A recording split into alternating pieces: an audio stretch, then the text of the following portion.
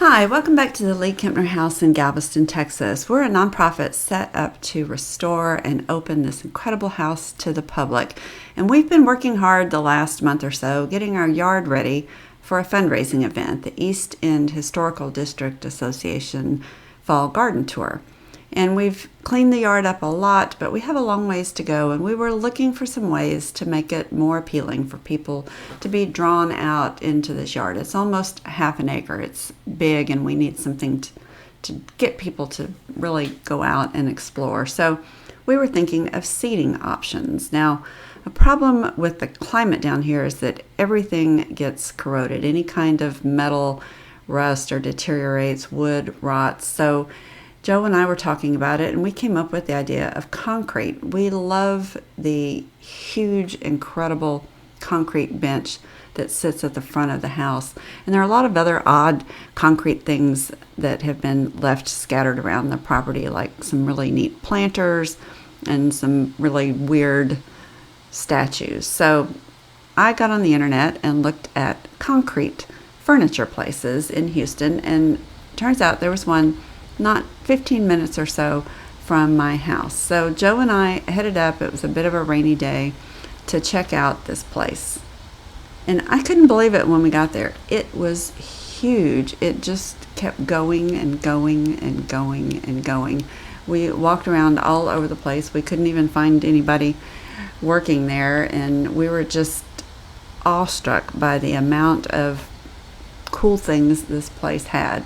It was concrete, it was stone, there were ceramic planters and figurines. If you can imagine it, it was here. We finally came across the office and found the gentleman who was running it, and he took us out to see the benches that we were thinking that we wanted. And this is it. It's just a little semi-curved, which I think is appropriate to have an arch since we've had such problems in the house with the curves and the arches. But I think on the bench it looks cute, and they will actually custom make these for us. I can't remember now if we ordered 5 or 6. Our plan is to nestle these out among the trees where it's shady, so people can go out with a drink or a box lunch or something and just sit and enjoy the yard, kind of like a park. So I went back to the office to place the order, and when I came out, Joe was nowhere to be found. So I went to the office to place the order, and when I came out, Joe was nowhere to be found. It was kind of like a game of Where's Waldo. Her clothes blended in with all the pots and everything out there, but I did spot her way, way, way in the back. So she came back up front to get me and take me to show me what she wanted for her yard, and that's this great Loch Ness monster sea serpent. I don't know what you call it. Anyway, she did not get it, but it was fun to look at.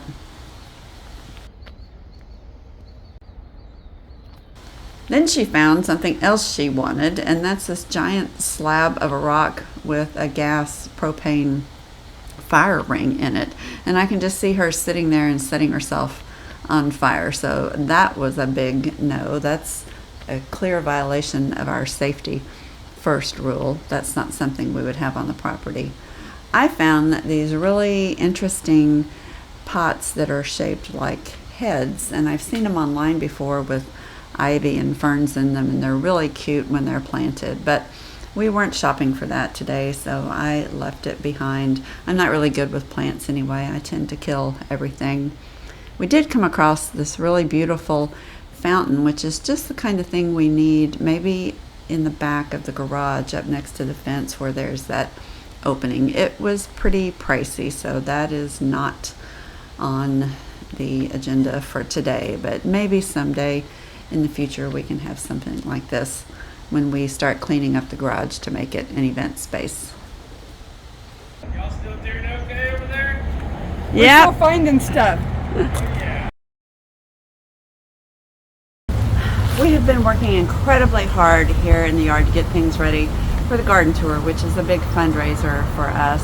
But while we're doing that, we can't forget about other work that needs to go on in the house and the yard. So today I'm going to take a little break and get my notebook and my tape measure and go out and make a detailed drawing of the curb on the east side of the house. It looks really bad. It's very damaged.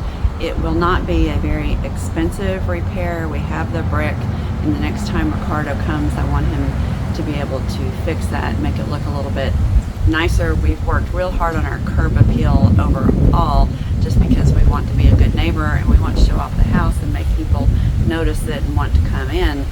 But I learned from the city that I can't do that under my normal permitting process, and we do get permits on all the work we do. We try to be in compliance with all the rules, but that is a right-of-way permit. So even though the homeowner is responsible for the sidewalk and for repairing the curbs, it's technically in the city right-of-way, and they have to approve the work. I can't imagine they won't, but we need to go through the process of filling out the form and attaching the diagram and showing exactly what we're going to do. So I'm going to head out there and do that.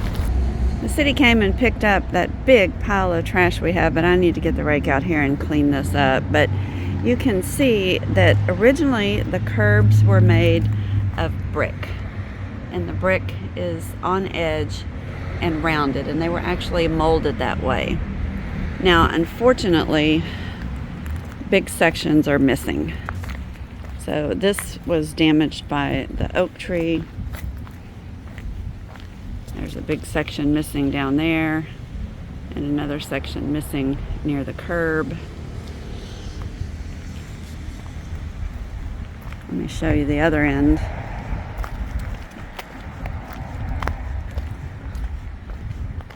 Okay, this we repaired. We didn't really have a permit, but the city was here when we did it. Remember, they came and had to connect our sewer line to the main system over there. So they dug up this road, and if you remember that video, it was kind of neat because you could see the original road underneath the layers. Remember, the island was raised. They just poured sand on it and built a new road. There was another whole curb under this section, and they were going to put back just a concrete curb because that's what they do today. But I had them build the curb low so that we could add bricks on top.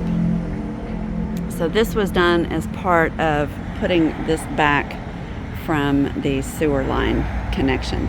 Now, we don't have any of that rounded brick. So this brick was from Joe's fireplace that was demolished. And you can see it looks very different, and it doesn't match. But here's the thought on that.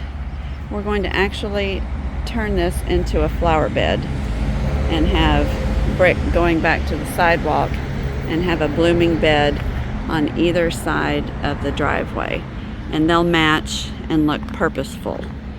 What that will allow us to do is take all this brick off, replace it with Joe's brick, and then use this brick to patch all the other places. I'm not sure if it'll be enough, but it might be close. So today I'm going to measure and lay everything out and see how much brick we have to work with. Okay, first I'm just going to do a very rough drawing that's not to scale. And my brain can't work reverse, so I'm going to have to stand this way so I can pretend I'm looking at the curb to get it right. So I'm going to just measure from the corner to the first break that's missing, and then measure the part that's there, then measure the next break, measure all the new brick, basically just lay out this whole side of the curb. My drawing's not going to be to scale, but that's all right as long as I get all the dimensions recorded. I'll go back and do a scale drawing later. It would have been helpful to have two people to do the measuring, but my tape measure is kind of old and broken, so it doesn't really roll back up very well, so that worked out okay. A passerby did stop and help me finish up the measurements, so that was nice. But the one thing that really struck me as I was doing this is that this space is very long. I forget sometimes just how big this lot is. I think it's maybe just over an acre.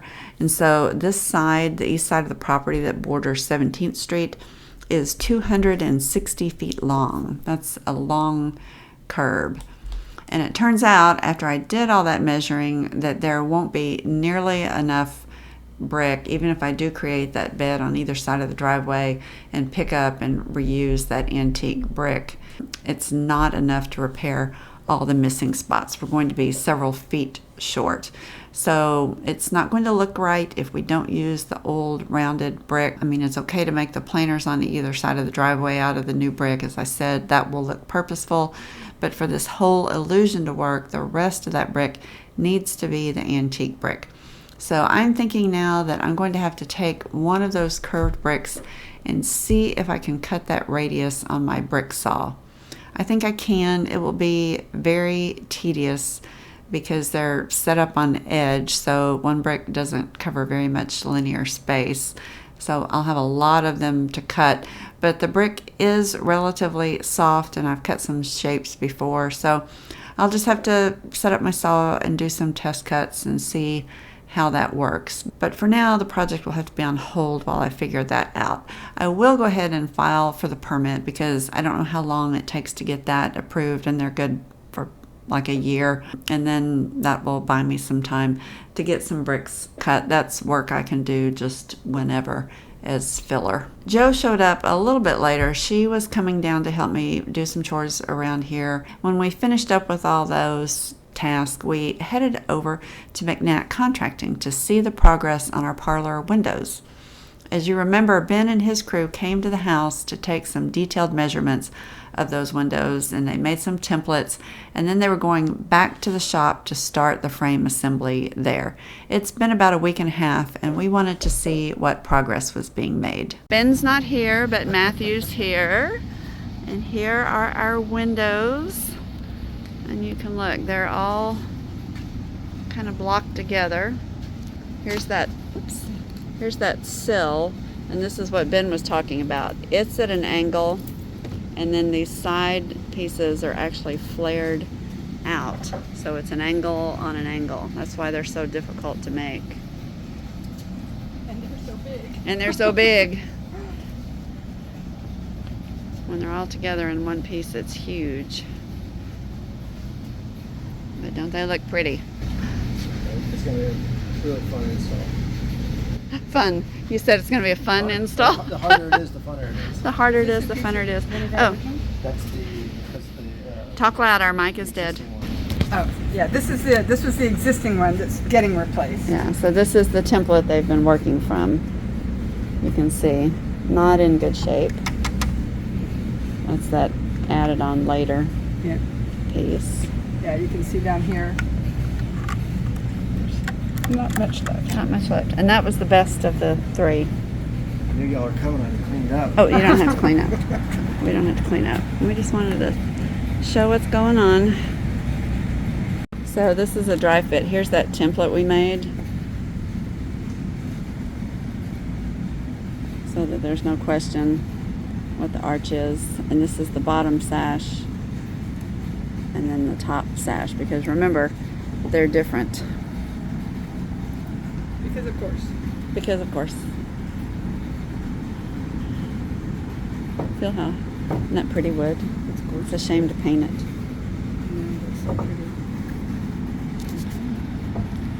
Alright. So what is this again? That's a unipoint saw. I have to put you close. My microphone's dead. I really.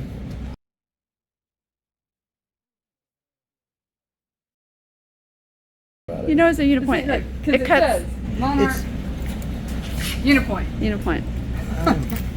I haven't even used it yet. Mark. So when we were at the shop last time, Mark had this all disassembled, and he was working on it to put it together. So now you said it's up and running. Yeah.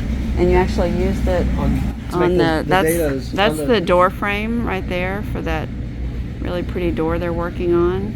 And so they actually used this saw as part of the project. And if you remember, one of the cool things about it was this table frame that it sits on. It had the Carnegie Carnegie steel, steel stamp on it, and he was trying to do some research to see how old that might be.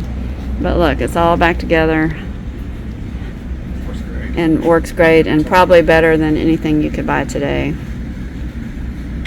And called engineered cores. What's that called? An engineered? Engineered core style. And So it's rails. got a veneer over it, and then Correct. the rails set in. And you can see the grains. The point is to try to get the grains running in separate directions so that it doesn't warp. No It torquing works or- against itself. All right, this is from that incredible house I showed you. I'll have to get the name and do a text. I can't remember. That's being restored. But look, it's curved also. And this is the one Ben was talking about. They've been shopping, trying to find somebody that can curve the glass to go in here. Look how they got, okay, they've got I can't talk about it. Okay, they've got nifty new gadgets. These are giant, high efficiency HEPA particle filters. So when they're working in a confined space and it's dusty, they can put these things in. They're about to start on the U.S. Customs House, and they've got a couple already running at the Opera House. And then look at this big guy. That's a giant generator. So when the storms come through and power's out, they can keep going and work on restoration. All right, we're gonna get out of your hair and let you get back at it, but we just wanted to stop by and see what's going on. Exciting. It is exciting. So November 1st is our target date. We have some events in May, not May. Oh my gosh, I'm so confused. We have some events in October. Target to get that installed. So yeah, so Okay. we're thinking first of November, Cool. maybe after storm season. That'd be better. Be better. It's either feast or famine. They finally got a rain down here last night, and I think it was pretty violent. These trash cans were neatly placed in a row, and they floated down the street and are all knocked over. So I'm going to go in the house and see what happened. This just shows you what a drought we've been. All that rain and street flooding, and there's no water in our little overflow area, which means the ground was just so dry and the water table so low that everything's already soaked in. My plan for today was I brought the truck so that I could back up and load up those bricks and drive them around to the front and put them under the porch. The question now is the ground going to be firm enough for me to drive on and not sink, especially with the added weight of all that brick? The house is dry, but we had some very serious water infiltration in the basement. Our elevator pit is full of water, and our well is full of water, and the ground is liquefying in this area. But I think it all came in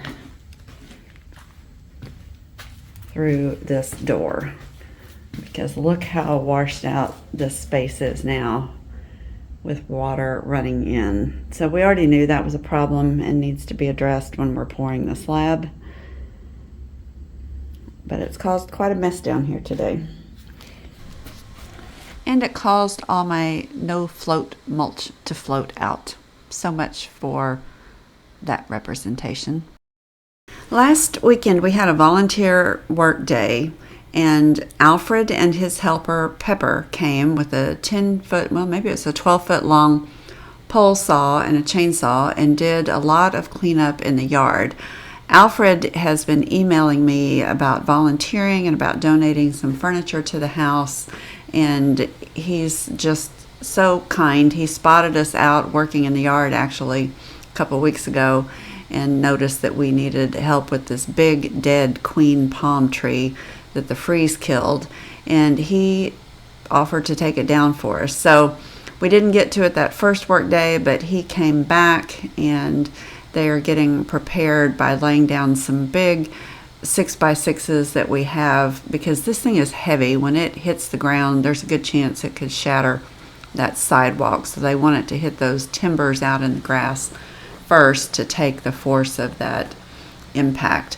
We're fortunate that the tree is leaning away from the house, I'm sad to lose this. If you recall the original pictures, the realtor pictures, we had large, incredible date palms in front of the house, this beautiful queen palm.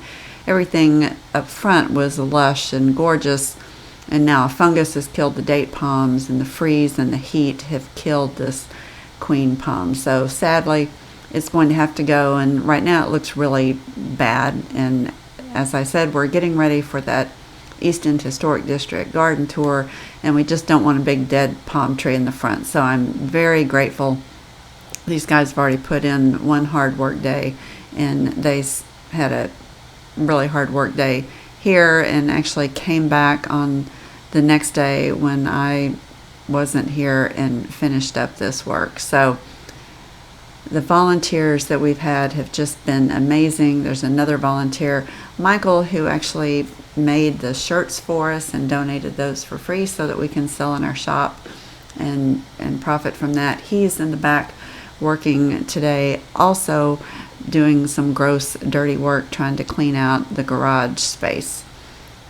So with all the preparation done, the chainsaw came out and these guys started on this tree. It was a little difficult because the chainsaw was just slightly smaller than the diameter of the trunk, so they had to take it out kind of in chunks and work their way to the center. They were also aided in their efforts by Peppy and Jackson, the cute little dogs that go everywhere with Alfred.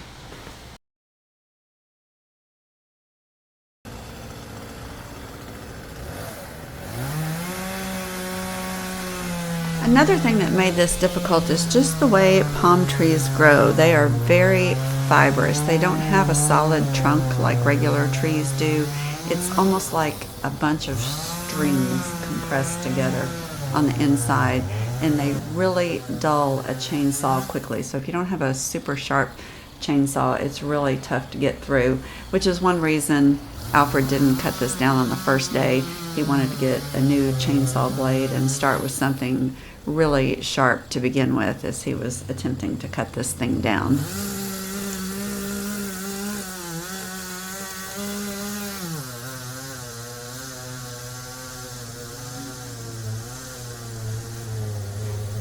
As this thing got close to coming down, we collected Jackson and Peppy and put them safely away in the truck. We did not need that kind of tragedy taking down this tree. And I wish when it's on that fast motion mode on the camera, you could still hear sound, because when it did finally come down, it let out a big booming sound as it hit the ground, and you could feel the vibration in your feet. Like I done it before.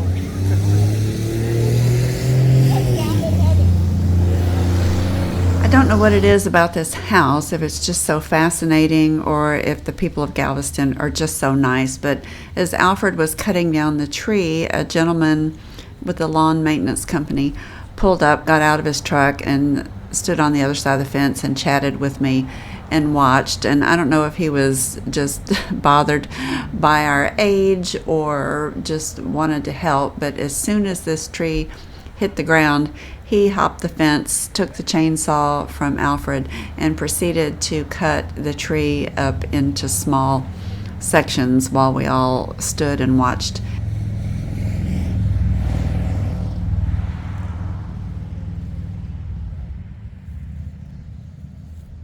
I did want to just acknowledge again the generosity of people just walking by the street who stop and make these incredible offers to help.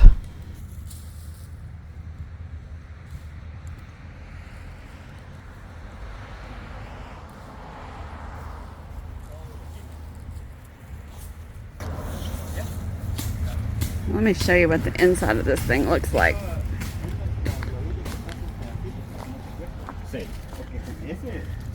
So see how fibrous it is? It's not wood. It's just all these little fibers. And the root system's the same way.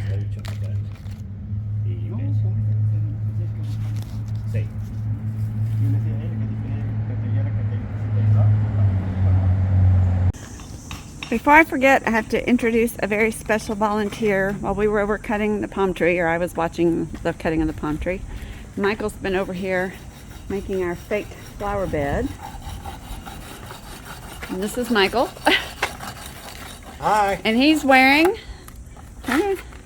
the shirts. He's the one that made these fabulous shirts for us and donated them. So when you buy them in our online store, 100% of the money comes towards the restoration of the house.